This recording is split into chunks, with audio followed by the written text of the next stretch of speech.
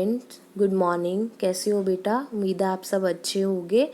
हमने आज जो है मैंने आपको फर्स्ट 2 चैप्टर्स करवा दिए थे, उनके मैंने आपको नोट्स भी दे दिए थे।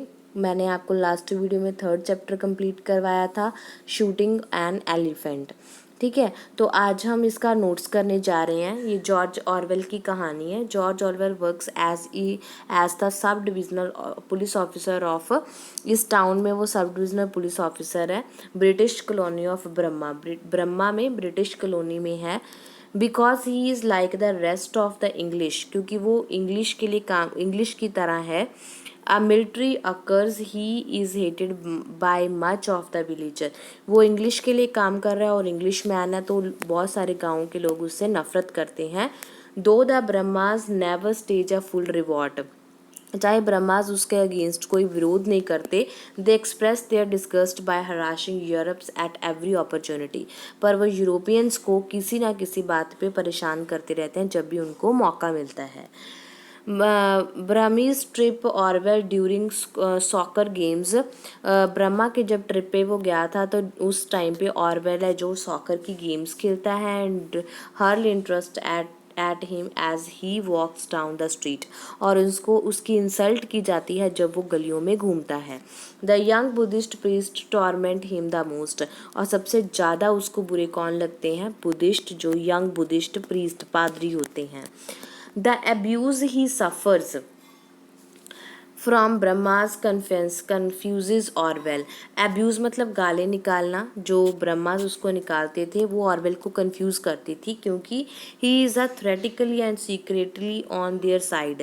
वो secretly तो उनके साइड था, and opposed to the oppressive British Empire he served, जिनकी वो सेवा कर रहा था ब्रिटिश एम्पायर की, उनके खिलाफ था, पर वो ये किसी को बता नहीं रहा था।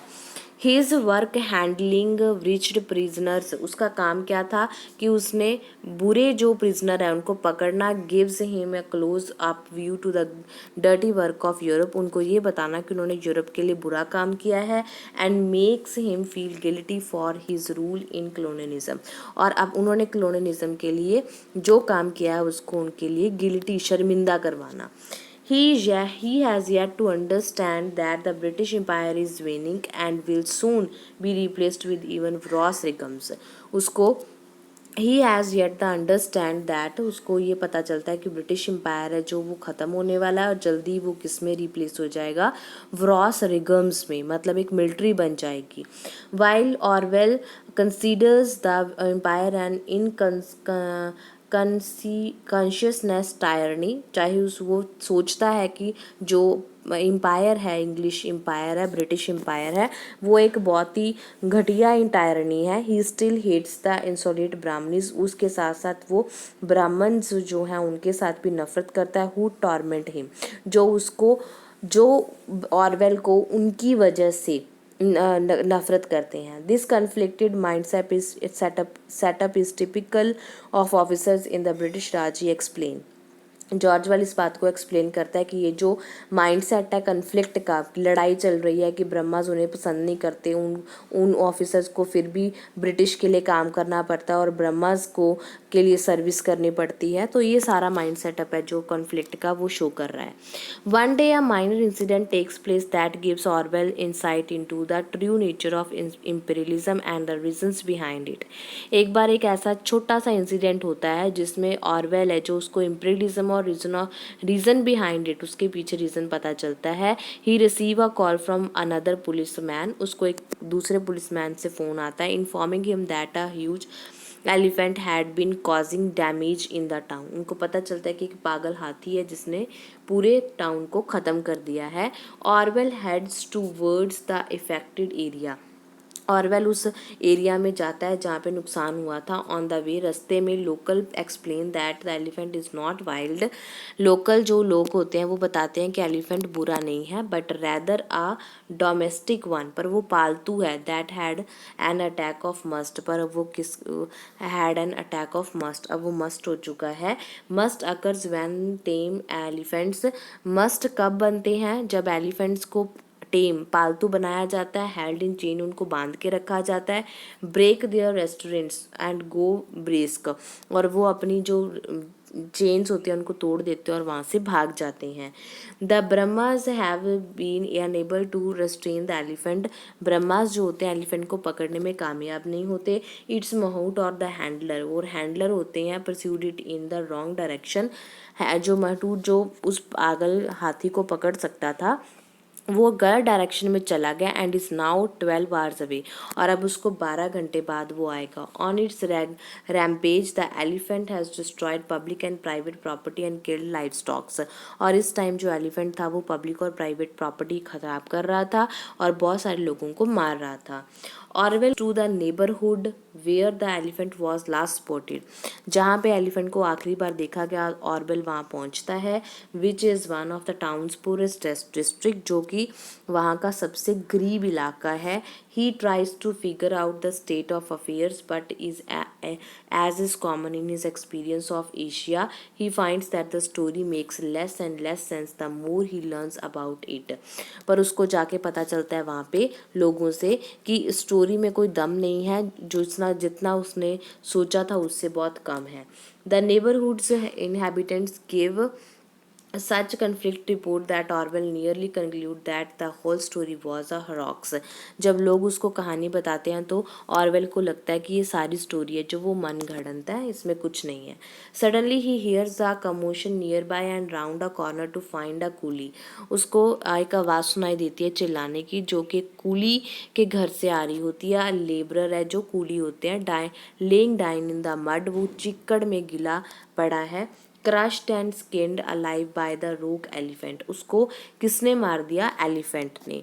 द मल्टीटेड क्रॉप मतलब होता है डेड बॉडी, वो बिल्कुल मतलब बहुत ही उसका कचुम्बर निकाल दिया गया था। Appear to have been in the getting pain, उसको ऐसा लग रहा था कि बहुत ज़्यादा पेन हुई होगी।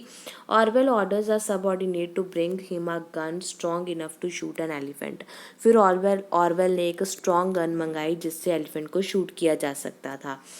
Orwell's subordinate returns with the gun, और ऑरवेल के जो सहायक थे वो गन लेके आए। And locals reveal that the elephant is nearly rice pudding, और लोकल लोगों ने बताया कि एलिफेंट है जो चावल के खेतों में चला गया है। Orwell walks to the field and a large group from the neighborhood follows him। और उस तरफ ऑरवेल जाता है तो उसके पीछे बहुत सारे लोग चले जाते हैं। The townspeople who were perceivably uninterested in the destructive elephant have seen the gun and are excited to see the beast shoot।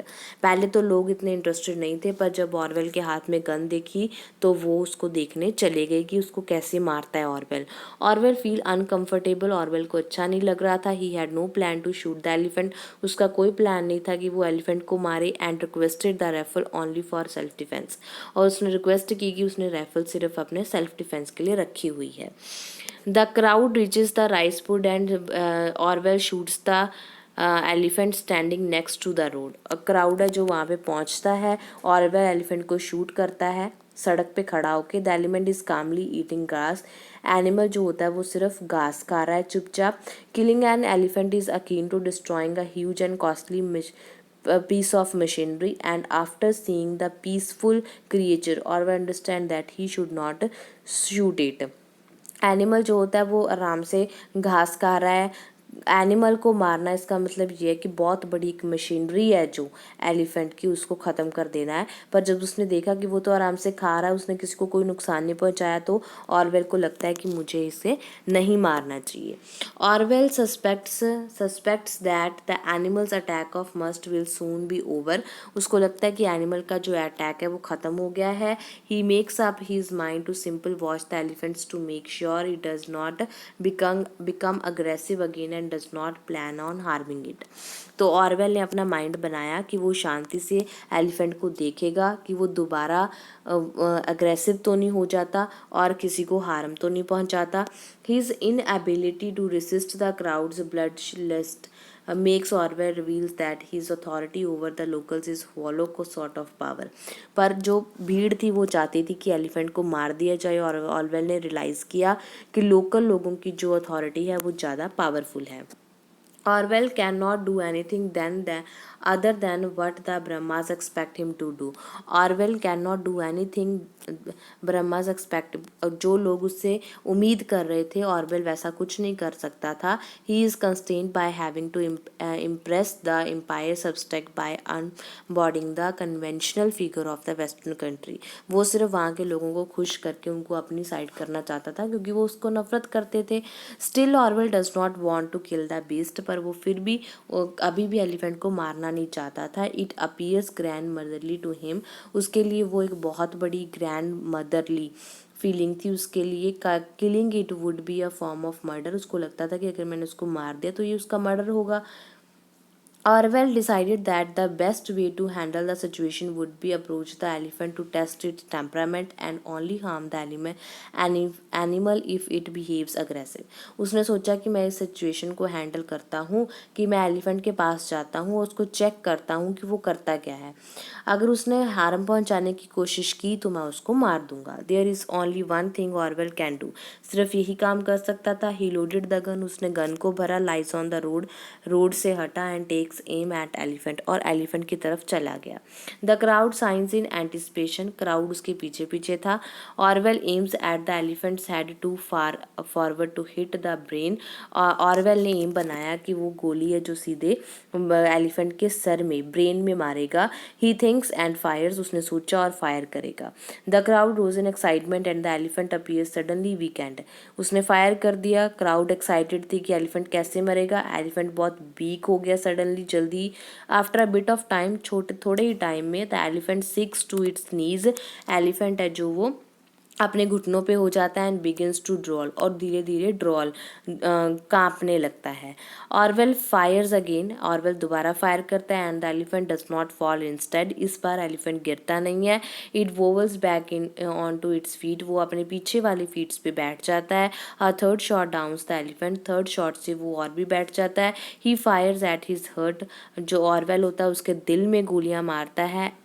Then he fires his similar caliber rifle into its body countless name, तो अपनी छोटी rifle से फिर बहुत बार उसके body में गोलियां मारता है. Elephant took half an hour to die, elephant को मरने में आधा घंटा लगता है. Burman spilled the meat off it bones, और जो ब्राह्मण लोग होते हैं एलिफेंट के मरने के बाद उसकी हड्डियों से मांस जो है लेने आ जाते हैं. Orwell choice to kill the elephant was controversial, Orwell ने कंट्रोवर्शियल मतलब एक लड़ाई के तौर पे एलिफेंट को मारा था. The elephant's owner was angry, elephant का जो मालिक था वो बहुत गुस्सा हुआ. बट एज एन इंडियन, पर इंडियन होने के नाते हैड नो लीगल रिसोर्स, पर उसके पास कोई लीगल रिसोर्स नहीं था. Older British agree with Orwell's choice, older जो ब्रिटिश थे वो एग्री थे कि उसने सही किया है. But younger colonist thought it was inappropriate to kill it, पर जो यंगर कॉलोनिस्ट थे, बाकी इंडियन थे, उन्होंने सोचा कि ये गलत किया है उसने. बिकॉज एलिफेंट किल्ड कूली, क्योंकि एलिफेंट ने कूली को मार दिया इसलिए एलिफेंट को मार दो. Elephant are more valuable than coolie, elephant तो कूली से ज़्यादा वैल्यूएबल है. Orwell wonders if any of his comrade understood that he killed the elephant slowly to avoid looking a fool. Orwell ने उसको इसलिए मारा था ताकि वो ये समझ सके कि elephant he killed the elephant, उसने एलिफेंट को मार दिया स्लोली, अकेला, टू अवॉइड लुकिंग अ फूल, ताकि वो अकेला वहाँ पे मूर्ख ना बने. क्योंकि अगर वो ना मारता तो क्राउड उसके पीछे थी, उसको ऐसा था कि वो एलिफेंट को मारे. अगर वो ना मारता तो वो पहले ही उससे नफरत करते थे, तो फिर उसको दोबारा उनसे नफरत हो जाती. इसलिए उसने मूर्ख बने बिना ही एलिफेंट को मार दिया था. ठीक है बेटा, इसको आप अच्छे से समझ लो, पढ़ लो. अगर आपको कोई इसमें दिक्कत लगती है तो आप मेरे को कभी भी कमेंट बॉक्स में कमेंट करके पूछ सकते हो, मैं आपका उसको मीनिंग जो है बता दूंगी. ठीक है जी, इसको आप अच्छे से रिवाइज कर लो बेटा. ये लॉन्ग क्वेश्चन है आपका, इसमें से आपको शॉर्ट क्वेश्चन है जो वो कवर हो जाएंगे. ओके जी, ओके, बाय बाय.